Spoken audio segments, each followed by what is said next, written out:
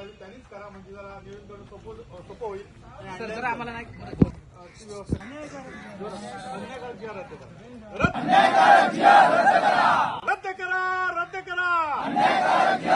करा.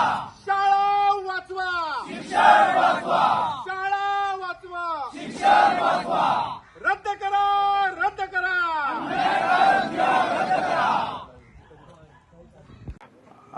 कसं आहे, संपूर्ण महाराष्ट्रामध्ये जे आज शैक्षणिक वातावरण आणि शैक्षणिक वाताहत हा शब्द वापरेन मी, होण्याची परिस्थिती निर्माण झाली आहे, भीती निर्माण झालेली आहे. आणि ती भीती समाजातील, बहुजन समाजातील लोकांमध्ये आज निर्माण झालेली आहे. आणि त्या अनुषंगाने आज केवळ शाळा वाचवण्यासाठी, केवळ शिक्षण वाचवण्यासाठी सिंधुदुर्ग जिल्ह्यातील बहुजन समाज, तळागाळातील समाज आज या ठिकाणी प्रातिनिधिक स्वरूपामध्ये आज एकत्र आलेला आहे. आमचं हे धरणे आंदोलन प्रातिनिधिक स्वरूपामध्ये आहे. केवळ शासनाला संतप्त भावना, त्या GR बाबतच्या ज्या काही भावना आहेत त्याचा जो परिणाम आहे आणि त्या परिणामामुळे गावागावामध्ये जी परिस्थिती निर्माण होणार आहे ती समजावी, लोकांचा उद्रेक समजावा, लोकांचा असंतोष त्यांच्या कानावर जावा, की जेणेकरून सनदशीर मार्गाने आंदोलन करणाऱ्या लोकांना न्याय मिळाला पाहिजे, की लोकशाही टिकली पाहिजे. या अनुषंगाने हे शाळा आणि शिक्षण वाचवण्यासाठी हे धरणे आंदोलन आहे. ही आमची पहिली पायरी आहे. माहितीसाठी म्हणून सांगतो, संपूर्ण महाराष्ट्रामध्ये अनेक आंदोलनं होत आहेत शैक्षणिक क्षेत्रामध्ये. आणि 15 मार्च 2024चा जो GR आहे, तुम्ही जर तो दिवस बघितलात, शासकीय वेबसाईट जर तुम्ही शासनाची वेबसाईट बघितली आणि शालेय विभागाचे जर GR बघितलात तर त्या एका दिवसाला 40 GR निघालेले आहेत. शालेय विभागाचे 40 GR निघालेले आहेत आणि त्यातील हा एक GR आहे.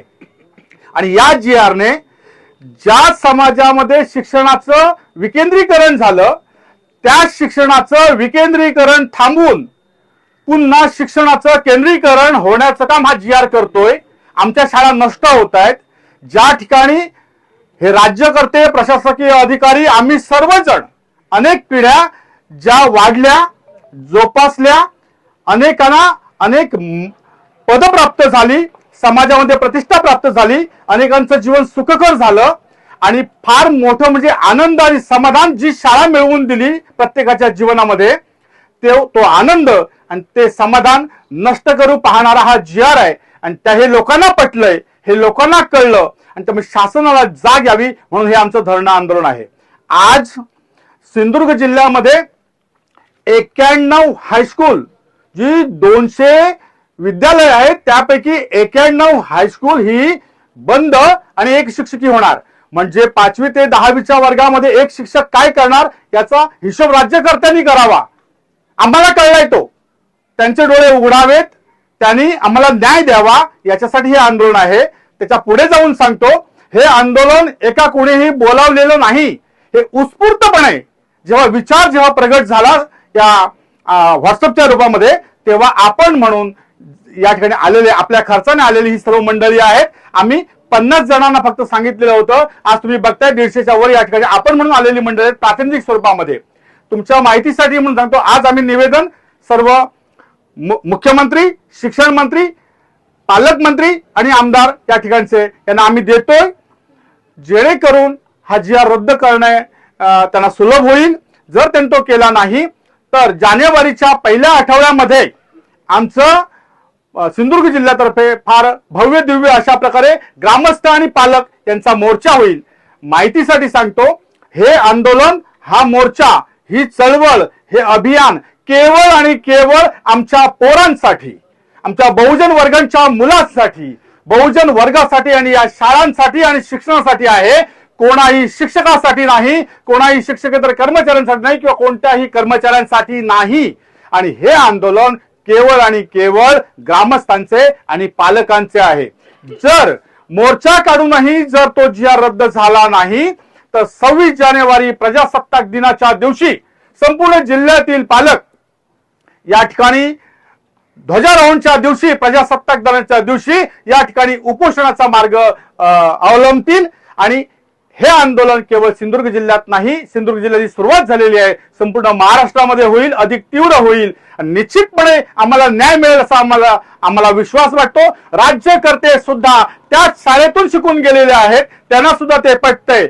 एसी मध्ये बसून ज्या प्रशासकीय अधिकारी या शाळेत कदाचित शिकले नसतील किंवा दुसऱ्या राज्यातून आलेले असतील, त्यांनी कदाचित हा GR काढलेला असेल.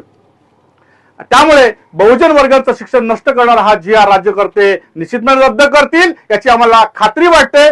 कारण नितेश राणेसाहेब असतील, नारायण राणेसाहेब असतील, नाहीतर दादा भुसे असतील, नाहीतर आमचे मुख्यमंत्री देवेंद्र फडणवीस असतील, तुमच्या आमच्या सारखेच ते सुद्धा माणूस आहेत, पहिले माणूस आहेत, नंतर राज्यकर्ते बनले. निश्चितपणे आम्हाला विश्वास आहे की या ठिकाणी आम्हाला न्याय मिळेल.